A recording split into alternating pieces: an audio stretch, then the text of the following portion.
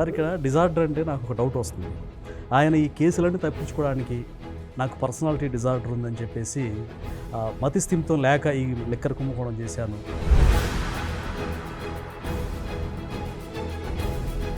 నీ డిజార్డర్ ఉంటే నీ దగ్గర పెట్టుకో. నీ కేసులు ఉంటే ఆ ఇన్వెస్టిగేషన్ ఏజెన్సీల దగ్గర పెట్టుకోండి, కోర్టుల్లో పెట్టుకోండి. మీ సాగు మీరు కావాలి. జనానికి ఏం సంబంధం అంటే జగన్మోహన్ రెడ్డి అధికారంలో ఉన్నప్పుడు బెట్టింగ్ కోబ్రా కరుస్తాడు, కాటేస్తాడు. ప్రతిపక్షంలో ఓడిపోతే విషం కక్కుతాడా? అసలు పింక్ డైమండ్ పోయింది. ఇప్పటికిప్పుడు కనుక వెళ్తే భువనేశ్వరి మేడం ఇంట్లో దొరుకుద్ది. 24 గంటల్లో దొరకకపోతే రాజీనామా చేస్తా. ఎక్కడున్నాడు విజయసాయి రెడ్డి? ఇప్పుడు ప్రభుత్వం ఈ విజయ్ కుమార్ గారు చేసిన వ్యాఖ్యల మీద చర్యలు తీసుకునే అవకాశం ఉందంటారు? తీసుకుంటారు. ఎందుకు తీసుకోరు? పొద్దున్న నోటీసులు పంపుతారు.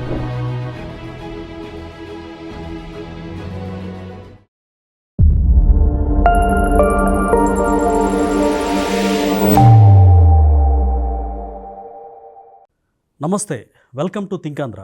నేను మీ మాణిక్.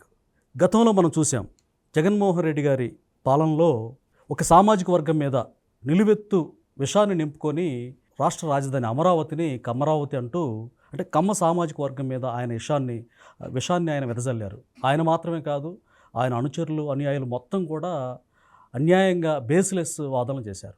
అదేవిధంగా ఈరోజు కూడా మరి ఒక ఐఏఎస్ చదువుకున్న వ్యక్తి, UPSC union public service commission చదువుకున్న వ్యక్తి విజయ్ కుమార్ గారు వైఎన్ఆర్ అనే ఛానల్లో డిఎస్సిలో జరిగినటువంటి ఏదైతే 16,000 పైచిలకు పోస్టుల్లో డిఎస్సి నిర్వహించారో అందులో క్రీడా కోటాలో కమ్మవారికి ఎక్కువ పోస్టులు పోయాయని చెప్పి ఆయన ఆరోపణలు చేశారు. మరి ఈ విధంగా ఆ సామాజిక వర్గం మీద గతంలో డిఎస్పీలు కూడా ఎక్కువ కమ్మవారికి ఇచ్చారంటూ 30 పైచిలకు డిఎస్పీల పోస్టులు ఎక్కువ కమ్మవారికి ఇచ్చారని ఆరోపణలు చేశారు. వాస్తవాల్లోకి వెళ్తే అప్పుడు హోమ్ మినిస్టర్ సుచరిత గారు ఆవిడే డిక్లేర్ చేశారు కమ్మవారికి చాలా స్వల్పంగా ఉన్నాయని చెప్పి. సో ఇలాంటి ఆరోపణలు మనం ఏ విధంగా చూడాలి? ఒక కులం మీద కుల మత ప్రాంతాలను విద్వేషాలను రెచ్చగొట్టే ఈ వ్యక్తుల వ్యాఖ్యలు ఎలా చూడాలి? ఇదే విషయం మనతో పూర్తిగా డిస్కస్ చేయడానికి, విశ్లేషించడానికి సీనియర్ జర్నలిస్ట్ డివిఎస్ గారు ఉన్నారు. వారిని అడిగి తెలుసుకుందాం. నమస్కారం సార్. నమస్తే సార్, మీరు చూసే ఉంటారు విజయ్ కుమార్ గారు డిఎస్సిలో అవినీతి ఆరోపణల గురించి సాక్షిలో పుంకాలుగా రాస్తూ ఉన్నారు, వాళ్ళ ఛానళ్ళు చూపిస్తూ ఉన్నారు. జగన్మోహన్ రెడ్డి గారు కూడా అసలు ఒక కులాన్ని టార్గెట్ చేసి కమ్మ సామాజిక వర్గం మీద విషం చెప్పడం కూడా చూసాం.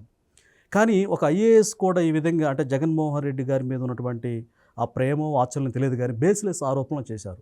అంటే కమ్మవారికి 372 పోస్టుల్లో క్రీడా కోటాలో కమ్మవారికి ఎక్కువ ఇచ్చారని చెప్పారు. వాస్తవంగా సామాజిక వర్గాలు చూస్తే 9 పోస్టులు మాత్రమే ఇచ్చారు.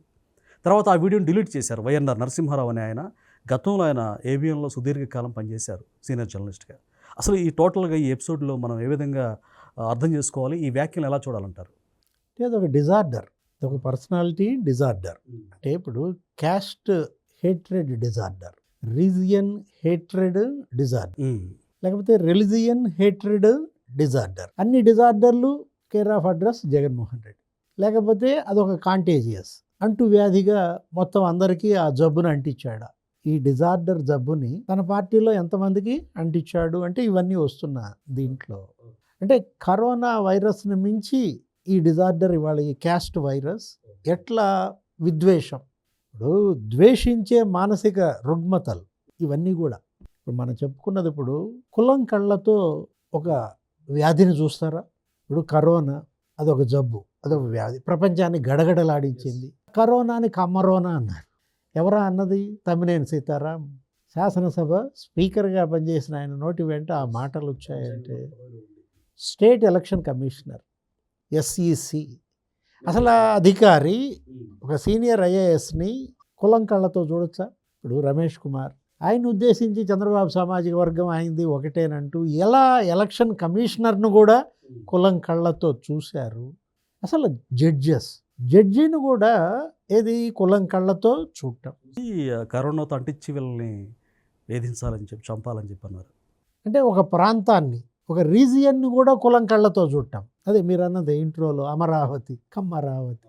తీరా అక్కడ చూస్తే మొత్తం అంతా కూడా చుట్టుపక్కలన్నీ ఎస్సీ నియోజకవర్గాలే. ఏది అసలు అటు నందిగామ, లేకపోతే వేమూరు, తాడికొండ, అసలు మొత్తం అంతా కూడా అక్కడ చుట్టూ అన్నీ ఎస్సీ నియోజకవర్గాలు. మంగళగిరి బీసీ నియోజకవర్గం, లేకపోతే గుంటూరు 1, లేకపోతే విజయవాడ 1, వైశ్య ముస్లిం డామినెంట్ ప్రాంతం. దాన్ని వీళ్ళు కమ్మరావతి అన్నారంటే, అంటే జబ్బు ఏ స్థాయికి చేరుకుంది, పిచ్చి పీక్కి చేరింది. ఈ కుల పిచ్చ, ఈ మత పిచ్చ. ఇది ఇవాళ మొన్న ముఖ్యమంత్రి చంద్రబాబు ఎక్కడో మాట్లాడుతూ ఏమన్నారు, జగన్ పిచ్చికి మందులు లేవన్నాడు. ఆ స్టేట్మెంట్ ఇచ్చారు. జగన్ పిచ్చికి మందులు లేవంటే ఆ పిచ్చి ఒక జగన్కే పరిమితం కాకుండా మిగతా అందరికి కూడా పట్టించాడా? అంటే వైరస్ లాగా అంటుకుందంటారా? లేకపోతే విజయ్ కుమార్, అరే ఇప్పుడు నువ్వేంటి ఒక ఎన్నో సంవత్సరాలు దశాబ్దాలు మీరు మరి సేవ చేశారు. ఒక సీనియర్ బ్యూరోక్రాట్గా మీ నోటి వెంట ఆ మాటలు వచ్చాయంటే, స్పోర్ట్స్ కోటాలో 380 పోస్టులు భర్తీ అయితే దాంట్లో 180 బీసీ, 112 ఎస్సీ, మీరే చెప్పారు. 16 కాపు, 10 రెడ్లు, 9 మాత్రమే కమ్మ సమాజం. వైశ్య 2, బ్రాహ్మణ 2, క్షత్రియ 2, ముస్లిం 1. అసలు ఓసీ మొత్తానికి ఇచ్చిందే 42 సీట్లు. ఎస్, ఇంత అబద్ధాన్ని ఒక ఐఏఎస్ లాంటి వ్యక్తి మాట్లాడడం మనం నిజంగా విస్మయం చెందుద్ది. ప్రజలు నమ్మే ఆస్కారం కూడా ఉండొచ్చు. ఆ రోజు విజయసాయిరెడ్డి, ఈరోజు విజయ్ కుమార్. అది కమ్మ డిఎస్పీలు అన్నారు, ఇది కమ్మ డిఎస్సి అన్నారు. ఎందుకు ఆ కులం మీద అంత ద్వేషం? అంటే ప్రత్యేకించి ఆ కులాన్ని టార్గెట్ చేయడం ద్వారా సమాజంలో అశాంతి, అన్రెస్ట్ క్రియేట్ చేయాలి. మిగతా కులస్తుల్ని ఆ కులం మీదకి ఎగదొయ్యాలి. తద్వారా ఆ మిగతా కులాల మీద ప్రేమ కాదు, వాళ్ళ ఓట్లు మన పార్టీకి వేయించుకోవాలి, గెలవాలి, మళ్ళా అన్ని కులాల్ని అణిచేయాలి. సార్, ఇవన్నీ కూడా పచ్చి అబద్ధాలు. సత్యమేవ జయతే అన్నారు. కానీ ఇలాంటి అబద్ధాలు ఖచ్చితంగా ఈ రిజల్ట్ కర్మ అన్నట్టు ఈ రిజల్ట్ ఎలా ఉండబోతుంది వాళ్ళకి ఇన్ని అబద్ధాలు ప్రచారం చేస్తున్నాం అంటే ఇప్పుడు ఆ రోజు ఏది 37 మంది డిఎస్పీల్లో 36 మంది కమ్మన్నాడు విజయసాయిరెడ్డి. అంటే ఇప్పుడు అసలు పింక్ డైమండ్ పోయింది. ఇప్పటికిప్పుడు కనుక వెళ్తే భువనేశ్వరి మేడం ఇంట్లో దొరుకుద్ది, 24 గంటల్లో దొరకకపోతే రాజీనామా చేస్తా అన్నాడు. ఎక్కడున్నాడు విజయసాయిరెడ్డి? ఇవాళ విజయసాయిరెడ్డి జగన్మోహన్ రెడ్డి మీద ఏ కామెంట్ చేశారో మనం చూసాం. నీ మనసులో నాకు చోటు లేదని తెలిసిపోయింది, నా మనసులో నీ మీద ప్రేమ ఇరిగిపోయింది, నువ్వు కోటరి బద్దలు కొట్టుకుని నువ్వు రాలేవు, కూటమిని విచ్ఛిన్నం చేయలేవు, జగన్కి అసలు భవిష్యత్తే లేదన్నాడు. తేల్చి చెప్పాడు, భవిష్యత్తు చెప్పాడు. ఇప్పుడు విజయ్ కుమార్, ఇప్పుడు ఇదే ఆయన మొన్న లిబరేషన్ కాంగ్రెస్ అని రిటైర్ అయిన తర్వాత ఒక పార్టీ పెట్టుకున్నాడు, పాదయాత్ర చేశాడు, పోటీ చేశాడు. లాస్ట్ ఎన్నికల్లో ఎన్ని ఓట్లు వచ్చాయి? ఎన్ని చేశారు ఓట్లు? సత్యవేడు అసెంబ్లీకి ఆయన పోటీ చేస్తే 392. పార్టీ చీఫ్ అయ్యండి. అరే 2% ఓట్లు కూడా మీరు తెచ్చుకోలేకపోయారే. మీకు ప్రజల్లో ఉన్న బలం అది. కానీ మాట్లాడతారు, ప్రెస్ మీట్లు పెడతారు, మీ సొంత ఛానల్లో మాట్లాడతారు, లేకపోతే ఈ కూలీ నీళ్ళు మీడియాకి వెళ్ళి మాట్లాడతారు, విషం కక్కుతారు. అసలు ఈ విషయం ఏంటి ప్రజల్లోకి ఇలా? అసలు ఇప్పుడు జగన్మోహన్ రెడ్డి అధికారంలో ఉన్నప్పుడు కాటేశాడు, కాటుకి విషం మామూలుగా ఎక్కిందా? ఆ తర్వాత అధికారం పోయింది, ఓడిపోయాడు. ఓడిపోయినాక వాళ్ళు ఏంటి, జనం ఆ పాముని నడ్డి రగ్గొట్టారు, కానీ బుస కొడతారు. ఏది నడు విరిగిన ఆ తాచుపాము విషం జిమ్ముతుంది. అంటే బిట్టింగ్ కోబ్రా, స్పిట్టింగ్ కోబ్రా. సౌత్ ఆఫ్రికాలో అంట కోబ్రా, స్పిట్టింగ్ కోబ్రా ఉంటుంది. అది 10 అడుగులు కొట్టుద్ది. ఏంటి, అది విషం కక్కిందంటే 10 అడుగుల దూరం వచ్చి పడుద్ది అనమాట. చింపితే 10 అడుగుల దూరం ఉన్న కళ్ళల్లో పడిందంటే ఇంక నీ కళ్ళు పోతాయి, కణజాలం మొత్తం దెబ్బతింటుంది. స్పిట్టింగ్ కోబ్రా అంటే జగన్మోహన్ రెడ్డి అధికారంలో ఉన్నప్పుడు బిట్టింగ్ కోబ్రా, కరుస్తాడు, కాటేస్తాడు. ప్రతిపక్షంలో ఓడిపోతే విషం కక్కుతాడా? అరే ఇప్పుడు అమరావతిపై విషం, అక్కడేంటి అసలు ఏదో నిర్మాణాలు జరుగుతున్నాయి బ్రహ్మాండంగా. మొన్నే central government complex, central vista లాగా అక్కడ ఏంటి అసలు ప్రభుత్వం, కేంద్ర ప్రభుత్వమే మొత్తం, వాళ్ళ కేంద్ర ప్రభుత్వ కార్యాలయాలు, వాళ్ళ యొక్క నివాస సముదాయాలు, దగ్గర 200 కోట్లు ఏమో ఇచ్చింది. వెంటనే వీళ్ళు రాసి పారేస్తారు. అది చదరపడుకి 3,900 రూపాయలే, ఇక్కడ వీళ్ళు చదరపడుకి 20,000 అవుతుంది. తెలంగాణ సెక్రటేరియట్ కేసీఆర్ కట్టాడు, చదరపడుగు 4,000. పార్లమెంట్ కట్టారు ఢిల్లీలో, చదరపడుగు 4,500. అసలు దొంగ లెక్కలు. విషం కక్కటానికి ఇంక నీకు మామూలు లెక్కలు, నిజమైన లెక్కలు ఎక్కడ దొరుకుతాయి? ఇప్పుడు తెలంగాణ సెక్రటేరియట్ చదరపడుగు ఎంత అయింది? 18,000. లేకపోతే ఢిల్లీ పార్లమెంట్ చదరపడుగు ఎంత అయింది? 20,000. సేమ్ ఇక్కడ కూడా అలాగే అమరావతిలో కూడా మహా అయితే 11,000, 14,000 పడుద్ది. అక్కడ పెట్టేటటువంటి వసతులను బట్టి, అక్కడ కల్పించేటటువంటి సదుపాయాలను బట్టి పెరుగుతుంటాయి. దీనికి నువ్వేంటంటే ఏదో రకంగా మొత్తం రాయలసీమ డబ్బులన్నీ తీసుకెళ్ళంట అమరావతిలో పోస్తున్నారంట. ప్రాంతీయ విద్వేషాలు. కక్కడమే, విషయం కక్కడమే. సార్ అక్కడ డీలిమిటేషన్లో సీట్లు కూడా పెరిగే అవకాశం ఉందని మనకి స్పష్టంగా అర్థమవుతుంది. అంటే ఎంపీ సీట్లు, ఎమ్మెల్యే సీట్లు అట్లా. అంటే రాయలసీమలో కూడా గతంలో ఆయన డక్అవుట్ అయ్యాడు. ఆ ప్రాంత ప్రజలన్నా నేను గెలుచుకోవాలి, అక్కడ ఓటు బ్యాంక్ సాధించాలన్న ప్లాన్ ఏమైనా ఉందంటారా? అట్లా అయితే నువ్వేం చేయాలా? పదే పదే రాయలసీమలో పర్యటించు, అక్కడ సమస్యలపై పోరాడు, నువ్వు నిలబడు. నువ్వు అసలు అక్కడ ఉండవు, ఎలహంకి వెళ్ళిపోయి పడుకుంటావు. అక్కడ ఎవరో ఫోరం కన్వీనర్, ఎవరో పురుషోత్తమ రెడ్డి, ఎవరో ఫోరం రెడ్డి, ఆయనతో ఇక ఇదే విషయం కక్కించడమే. సెలెక్టెడ్ పర్సన్స్ ఎంచుకుంటుంది. ఈ స్పిట్టింగ్ కోబ్రా కూడా ఇట్లాంటి కోబ్రాలే రీజియన్కి ఒకటి, క్యాస్ట్కి ఒకటి, ఇక వాటి పని కూడా ఇదే అనమాట. ఏంటి, కక్కడమే విషయం. ఇప్పుడు యాక్చువల్గా అమరావతిలో ప్రభుత్వ పరంగా పెట్టే ఖర్చు 10,000 కోట్లు కూడా లేదు, 8,000 కోట్లే. మిగతా డబ్బంతా కూడా వరల్డ్ బ్యాంక్ పెట్టుద్ది, నాబార్డు పెట్టుద్ది, ఏడీబీ పెట్టుద్ది. అది ప్రభుత్వానికి ఏం సంబంధం లేదు, కేంద్ర ప్రభుత్వం చూసుకుంటుంది అదంతా కూడా. అక్కడ ఉన్నటువంటి సేవలు, ఆ పని వల్ల కలిగే ఫలితాలు ప్రజలు యూజర్ ఛార్జెస్ రూపంలో చెల్లించుకుంటారు. 8 లేన్ రోడ్, 6 లేన్ రోడ్, ఇప్పుడు ఔటర్ రింగ్ రోడ్ ఉంది. ఔటర్ రింగ్ రోడ్ ఇవాళ మరి దానిపైన అసలు సంవత్సరానికి వచ్చేటటువంటి టోల్ ట్యాక్సే 200 కోట్లు ఉంటుంది ఒక్కొక్క సంవత్సరానికి. అంటే అది ఏంటి అసలు నెలకి? అంటే ఇప్పుడు అది జనరేట్ చేస్తుంది సంపదను, అదే సృష్టిస్తుంది. బాబు గారు కూడా అదే అన్నారు. ఒక development activity outer ring road కట్టడం కాదు, అసలు శంషాబాద్ ఇంటర్నేషనల్ ఎయిర్పోర్ట్ అదేంటి, అదొక ఎసెట్, అదొక సంపద. ఇవాళ అసలు ఆ రెండింటి ద్వారానే తెలంగాణ రాష్ట్రానికి 30% ఆదాయం. అంటే 1,40,000 కోట్లు వస్తుంటే సంవత్సరానికి తెలంగాణకి, ఈ రెండింటి ద్వారానే 50,000 కోట్లు వస్తుంది. చాలా లబ్ధి కదా, రాష్ట్రానికి ఎంతో మేలు కదా. రాయలసీమ డబ్బులు అంటే తీసుకొచ్చి అమరావతిలో పోస్తున్నారంట ఆయన అంటాడు. ఇప్పుడు అక్కడ హంద్రీనీవా కడుతున్నారు. ఈ 2 ఏళ్లలోనే హంద్రీనీవా మీద 3,800 కోట్లు ఖర్చు పెట్టారు. గాలేరు నగరం మీద 1,500 కోట్లు ఖర్చు పెట్టారు. మా డబ్బులన్నీ తీసిపోయి రాయలసీమలో పోస్తున్నారని అమరావతి వాళ్ళు అంటారా? ఆంధ్ర ప్రాంతాల వారీగా మరి అక్కడ ఎలిగేషన్ చేయట్లేదు కదా, ఏమంటారు దీన్ని? ఇది డిజార్డర్ అవునా కదా? సార్ ఇక్కడ డిజార్డర్ అంటే నాకు ఒక డౌట్ వస్తుంది. ఆయన ఈ కేసులన్నీ తప్పించుకోవడానికి నాకు పర్సనాలిటీ డిజార్డర్ ఉందని చెప్పేసి మతిస్థిమితం లేక ఈ లిక్కర్ కుంభకోణం చేశాను, లేకపోతే నాకు అసలు మెంటల్లీ సరిగ్గా బాగాలేదు కాబట్టి చేశారని తప్పించుకునే ఆస్కారం ఉందా? ఆయన చేతిలో అన్నీ ఉన్నాయి.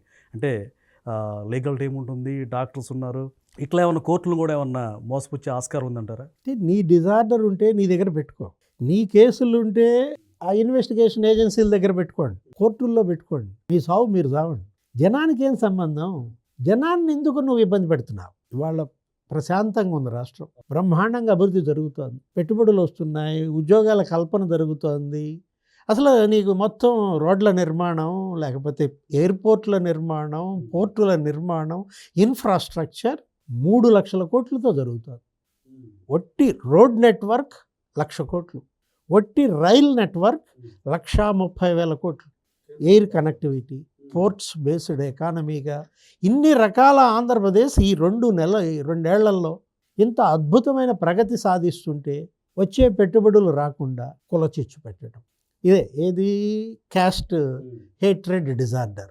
కమ్మ కాపు, కమ్మ మీద ద్వేషం పుట్టించు. ఓహో విజయసాయిరెడ్డి ఇప్పుడు మన పక్కన లేడా? విజయ్ కుమార్ కమాన్ ఆన్ టు ద స్క్రీన్. అంటే ఇప్పుడు ఇక్కడ ఈ జగన్మోహన్ రెడ్డి ఆడుతున్నాడు. ఈ ఆటలో మీరు పావులైతే నష్టపోయేది ఎవరు? జగన్మోహన్ రెడ్డా? ఈ బలయ్యేది ఎవరు? బలి పశువులు మీరే కదా.